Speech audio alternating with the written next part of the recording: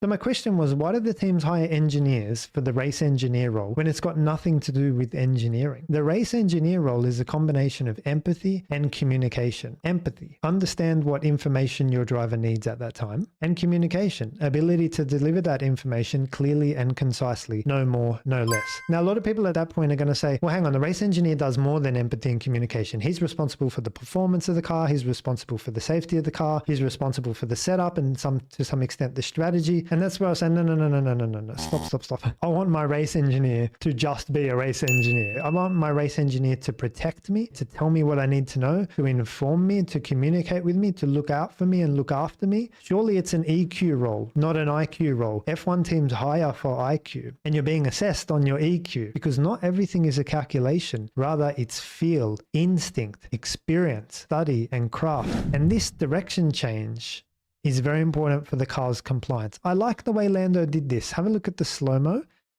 Watch the steering wheel. The way Lando just gently and progressively turns the car into the corner and then adds the steering lock later in the corner, doing a bit of a late apex. I'm generally happy with that. Let's have a look at Max now. Now, Max is a little bit different. Max throws the car at the corner with a big, strong initial input.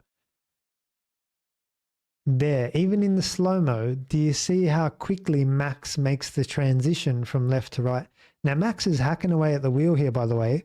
He's turned into this corner about 6 times and oversteer on the exit for good measure. Max has struggled in long corners of constant radius throughout his career. You remember Hungary? I'm -5 brake bias and the thing still doesn't turn. Why? Because Hungary's stacked with long corners of constant radius. This is where I think the lap is going to be won and lost, guys. I had no expectations for the Monaco Grand Prix. And if you had expectations for the Monaco Grand Prix, I think that's maybe where you went wrong. Should they keep the Monaco Grand Prix? Of course they should. It's got a deep history. We can't lose our tradition. We can't lose our history. We can't lose our culture. We can't lose the memories. We can't lose what it means to put together a Q3 lap in the dying minutes and nail every single driving input across cambers, bumps, elevations, crests, dips, downhill braking, uphill braking. We're not going to be so obsessed with immediate satisfaction. There's also a relation to F1 that's just about the driving for once, and Monaco gives us that.